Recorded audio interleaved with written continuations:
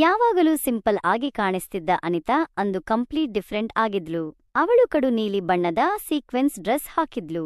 ಅದು ಅವರ ಸ್ಲಿಮ್ ಬಾಡಿಗೆ ಪರ್ಫೆಕ್ಟ್ ಆಗಿ ಹೊಂದಿಕೊಂಡಿತ್ತು.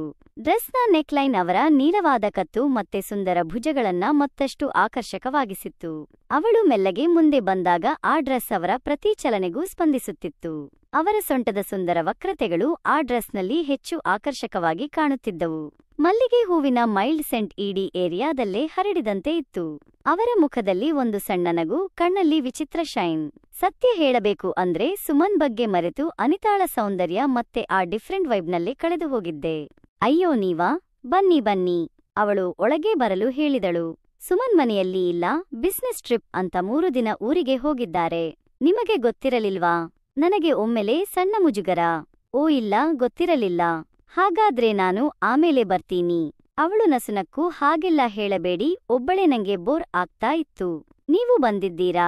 ಜಸ್ಟ್ ಒಂದು ಕಾಫಿ ಆದರೂ ಕುಡಿದು ಹೋಗಿ. ಸುಮನ್ಗೆ ಗೊತ್ತಾದ್ರೆ ಬೇಜಾರ್ ಮಾಡಿಕೊಳ್ಳುತ್ತಾರೆ. ಅವರ ಮಾತಿನಲ್ಲಿ ಒಂದು ಮೆದುವಾದ ಒತ್ತಾಯವಿತ್ತು. ನನಗೆ ಇಲ್ಲ ಅನ್ನೋಕೆ ಆಗಲಿಲ್ಲ. ನನ್ನ ಮನಸ್ಸಲ್ಲಿ ಏನೋ ಒಂದು ಚಿಕ್ಕ ಡೌಟ್ ಇತ್ತು, ಆದರೆ ಅವರ ಅಟ್ರಾಕ್ಷನ್ ಮುಂದೆ ಅದು ಸಣ್ಣದಾಗಿತ್ತು. ಹಿಂಜರಿಕೆಯಿಂದಲೇ ನಾನು ಒಳಗೆ ಕಾಲಿಟ್ಟೆ. ಮನೆ ಸೈಲೆಂಟ್ ಆಗಿತ್ತು, ಆದರೆ ಅನಿತಾ ವೈಬ್ನಿಂದ ಒಂದು ಬೋಲ್ಡ್ ಎನರ್ಜಿ ಇತ್ತು. ನಾನು ಲಿವಿಂಗ್ ರೂಮಿನ ಸೋಫಾದಲ್ಲಿ ಕೂತೆ. ಅನಿತಾ ಕಾಫಿ ಮಾಡೋಕೆ ಕಿಚನ್ಗೆ ಹೋದಳು. ಅವಳು ನಡೆದುಕೊಂಡು ಹೋಗ್ತಿದ್ದಾಗ ಆ ಡ್ರೆಸ್ ಅವರ ಬಾಡಿಗೆ ಹೊಂದಿಕೊಂಡಂತೆ ಕಾಣುತ್ತಿತ್ತು. ಅವರ ಬ್ಯಾಕ್ ಮತ್ತೆ ಸೊಂಟದ ಸುಂದರ ಕರ್ವ್ಸ್ ಕಣ್ಣಿಗೆ ಸುಂದರವಾಗಿ ಕಂಡವು. ಅವಳು ಕುಳಿತಾಗಲೂ ಡ್ರೆಸ್ನ ಆಕಾರ ಅವರ ದೇಹದ ಶೇಪ್ನ ಪರ್ಫೆಕ್ಟ್ ಆಗಿ ತೋರಿಸ್ತಿತ್ತು. ನಾನು ಕುಳಿತಲ್ಲೇ ಅವಳನ್ನೇ ನೋಡ್ತಿದ್ದೆ. ಕೆಲವೇ ನಿಮಿಷದಲ್ಲಿ ಬಿಸಿ ಕಾಫಿ ತಗೊಂಡು ಬಂದು ನನ್ನ ಪಕ್ಕ ಕುಳಿತಳು. ಕಾಫಿ ವಾಸನೆ ಮತ್ತೆ ಅವಳ ಮಲ್ಲಿಗೆಯ ಪರಿಮಳ ಮಿಕ್ಸ್ ಆಗಿ ಒಂದು ಡಿಫ್ರೆಂಟ್ ವೈಬ್ ಕೊಡ್ತಿತ್ತು. ಅವಳು ತುಂಬಾ ಕ್ಲೋಸ್ ಆಗಿ ಕೂತಳು. ಏನು ಇಷ್ಟು ಸೈಲೆಂಟ್ ಆದ್ರಿ? ಸುಮನಿಲ್ಲ ಅಂದ ಕೂಡಲೇ ಇಷ್ಟು ಗಂಭೀರ ಆಗ್ಬಿಟ್ರಾ? ಅವಳು ನನ್ನ ಕಡೆ ನೋಡಿ ಲೈಟ್ ಆಗಿ ಸ್ಮೈಲ್ ಮಾಡಿದಳು. ನಾನು ನಕ್ಕೆ. ಹಾಗೇನಿಲ್ಲ, ಸುಮನ್ ಜೊತೆ ಬಿಸ್ನೆಸ್ ಮಾತಾಡೋ ಪ್ಲಾನ್ ಇತ್ತು, ಅದಕ್ಕೆ ಅಷ್ಟೇ. ಹೌದು, ಸುಮನ್ ಇಲ್ಲದೆ ಮನೆ ಖಾಲಿ ಖಾಲಿ ಅನಿಸುತ್ತೆ. ಅವನು ಯಾವಾಗಲೂ ಏನಾದ್ರೂ ಜೋಕ್ ಮಾಡ್ತಾನೆ, ನಗಿಸ್ತಾನೆ. ಈಗ ಏನೂ ಇಲ್ಲ. ಅವಳು ಒಂದು ನಿಟ್ಟುಸಿರು ಬಿಟ್ಟಳು. ಅವಳ ಕಣ್ಣಲ್ಲಿ ಏನೋ ಒಂದು ದುಃಖ ಇತ್ತು, ಆದರೆ ಅದೇ ಟೈಮ್ನಲ್ಲಿ ಒಂದು ಕ್ಯೂರಿಯಾಸಿಟಿ, ಒಂದು ಸೀಕ್ರೆಟ್ ಸಹ ಇತ್ತು. ಇದು ಒಂಟಿತನನಾ, ಅಥವಾ ಇದು ಕೇವಲ ಒಂದು ದೊಡ್ಡ ಪ್ಲಾನ್ನ ಭಾಗವಾ ಅಂತ ನನ್ನ ಮನಸ್ಸಲ್ಲಿ ಮತ್ತೆ ಪ್ರಶ್ನೆ ಬಂತು. ಆದರೆ ಅದನ್ನ ತಳ್ಳಿ ಹಾಕಿದೆ. ನಾವಿಬ್ಬರು ಹಳೆಯ ದಿನಗಳ ಬಗ್ಗೆ, ಕಾಲೇಜ್ ಲೈಫ್ ಬಗ್ಗೆ, ಸುಮನ್ ಜೋಕ್ಗಳ ಬಗ್ಗೆ ಮಾತಾಡೋಕೆ ಶುರು ಮಾಡಿದ್ವಿ. ಅನಿತಾ ನಗ್ತಿದ್ಲು. ಅವರ ನಗು ಪ್ಯೂರ್ ಆಗಿ ಕಾಣುತ್ತಿತ್ತು, ಆದರೆ ಅದರ ಜೊತೆನೇ ಒಂದು ಡಿಫ್ರೆಂಟ್ ಆಟಿಟ್ಯೂಡ್ ಇತ್ತು. ಅದು ನನ್ನನ್ನ ಮತ್ತಷ್ಟು ಸೆಳೆಯುತ್ತಿತ್ತು.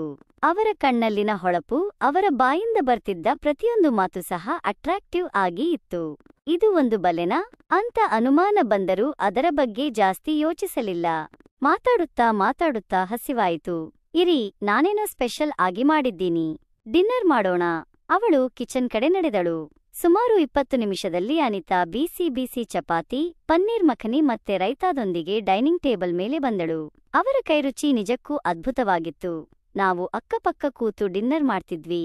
ಹೆಚ್ಚು ಮಾತಾಡಲಿಲ್ಲ, ಆದರೆ ಆ ಸೈಲೆನ್ಸ್ನಲ್ಲೂ ಒಂದು ಡಿಫರೆಂಟ್ ಕೆಮಿಸ್ಟ್ರಿ ಫೀಲ್ ಆಗ್ತಿತ್ತು. ಡಿನ್ನರ್ ಮುಗಿದ ಮೇಲೆ ನಾವು ಮತ್ತೆ ಲಿವಿಂಗ್ ರೂಮಿಗೆ ಬಂದ್ವಿ.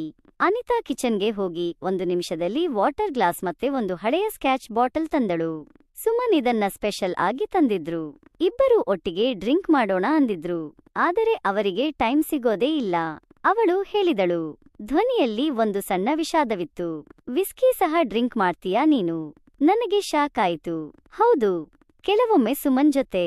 ಈಗ ಜಸ್ಟ್ ಬಾಟಲ್ ಇದೆ, ಮೆಮೊರೀಸ್ ಇದೆ. ಬನ್ನಿ ಒಂದೊಂದು ಪೆಗ್ ಹಾಕೋಣ. ಈ ನೈಟ್ ಸ್ವಲ್ಪ ಡಿಫ್ರೆಂಟ್ ಆಗಿರಲಿ, ಏನಂತೀರಾ? ಅವಳು ನನ್ನ ಕಡೆ ನೋಡಿದಳು. ಅವರ ಕಣ್ಣಲ್ಲಿ ಒಂದು ಹೊಸ ಆಹ್ವಾನಿಸುವ ಹೊಳಪು ಇತ್ತು. ನಾವಿಬ್ಬರೂ ಒಂದೊಂದು ಪೆಗ್ ತೆಗೆದುಕೊಂಡೆವು. ವಿಸ್ಕಿ ಕುಡಿದ ಮೇಲೆ ಮಾತುಕತೆ ಇನ್ನೂ ಡೀಪ್ ಆಯಿತು. ಲೈಫ್, ಎಮೋಷನ್ಸ್, ಪರ್ಸನಲ್ ವಿಷಯಗಳ ಬಗ್ಗೆ ಮಾತಾಡೋಕೆ ಶುರು ಮಾಡಿದ್ವಿ. ಕೆಲವೊಮ್ಮೆ ಅನ್ಸುತ್ತೆ, ಎಲ್ಲವೂ ಇದ್ರೂ ಏನೋ ಒಂದು ಮಿಸ್ಸಿಂಗ್ ಇರುತ್ತೆ.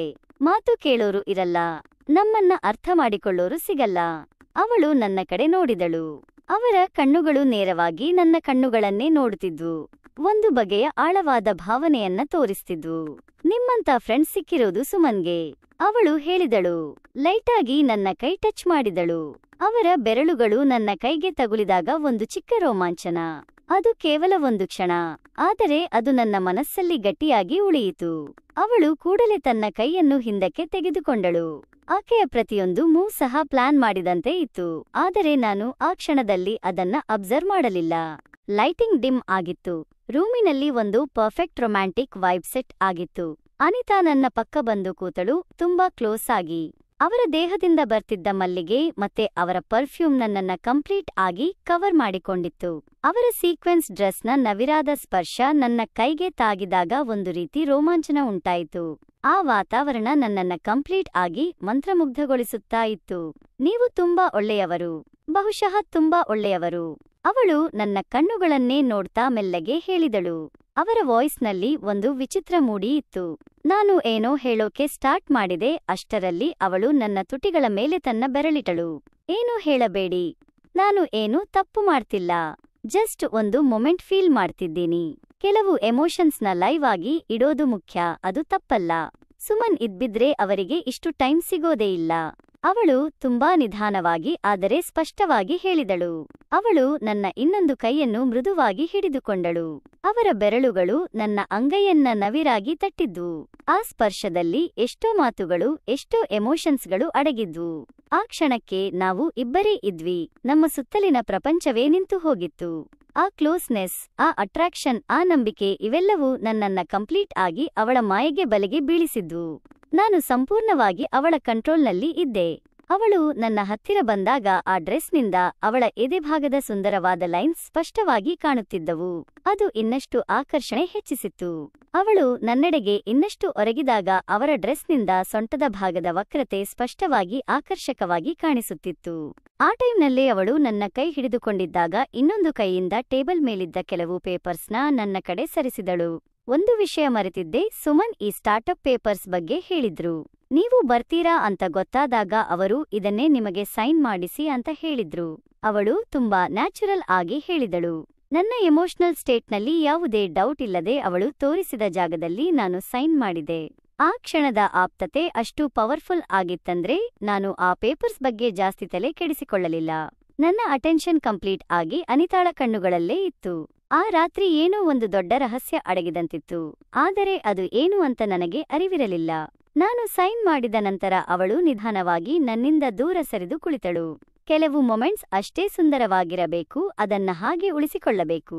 ಅವಳು ನನ್ನ ಕಡೆ ನೋಡುತ್ತಾ ಹೇಳಿದಳು. ನಾವಿಬ್ಬರೂ ಮತ್ತೆ ಸೈಲೆಂಟ್ ಆದ್ವಿ. ಆ ರಾತ್ರಿ ನನ್ನ ಲೈಫ್ನ ಸ್ಪೆಷಲ್ ನೈಟ್ಸ್ಗಳಲ್ಲಿ ಒಂದಾಗಿತ್ತು. ಅನಿತಾ, ಸುಮನ್ ಹೆಂಡತಿ ಅನ್ನೋ ಫ್ಯಾಕ್ಟ್ ಮರೆತು ಅವರ ಅಟ್ರಾಕ್ಷನ್ ಮತ್ತೆ ಕ್ಲೋಸ್ನೆಸ್ನಲ್ಲೇ ಮುಳುಗಿದ್ದೆ. ನಾನು ಕಾರಿನಲ್ಲಿ ಕೂತು ಹ್ಯಾಪಿ ಮೂಡ್ನಲ್ಲೇ ಮನೆಗೆ ಹೋದೆ. ನೆಕ್ಸ್ಟ್ ಡೇ ಮಧ್ಯಾಹ್ನ ನನ್ನ ಮೊಬೈಲ್ಗೆ ಒಂದು ಇಮೇಲ್ ಬಂತು. ಅದು ನಮ್ಮ ಸ್ಟಾರ್ಟಪ್ನ ಆಫಿಷಿಯಲ್ ಅಡ್ರೆಸ್ನಿಂದ ಬಂದಿತ್ತು. ಆ ಇಮೇಲ್ನಲ್ಲಿ ಸ್ಪಷ್ಟವಾಗಿ ಬರೆದಿತ್ತು, ನಮ್ಮ ಕಂಪನಿ ಸ್ಟಾರ್ಟಪ್ ಹೆಸರಿನ ಮಾಲೀಕತ್ವದಲ್ಲಿ ಪ್ರಮುಖ ಬದಲಾವಣೆಯಾಗಿದೆ. ಇಂದಿನಿಂದ ಶ್ರೀ ಸುಮನ್ ಸಿಂಗ್ ಅವರು ಕಂಪನಿಯ ಏಕೈಕ ಮತ್ತು ಸಂಪೂರ್ಣ ಮಾಲೀಕರಾಗಿರುತ್ತಾರೆ. ಈ ಬದಲಾವಣೆ ಎಲ್ಲಾ ಕಾನೂನು ಔಪಚಾರಿಕತೆಗಳನ್ನು ಪೂರೈಸಿದೆ ಮತ್ತು ಅಂತಿಮವಾಗಿದೆ. ಆ ಇಮೇಲ್ ಕೆಳಗೆ ಅನಿತಾಳ ಸಹಿ ಇತ್ತು.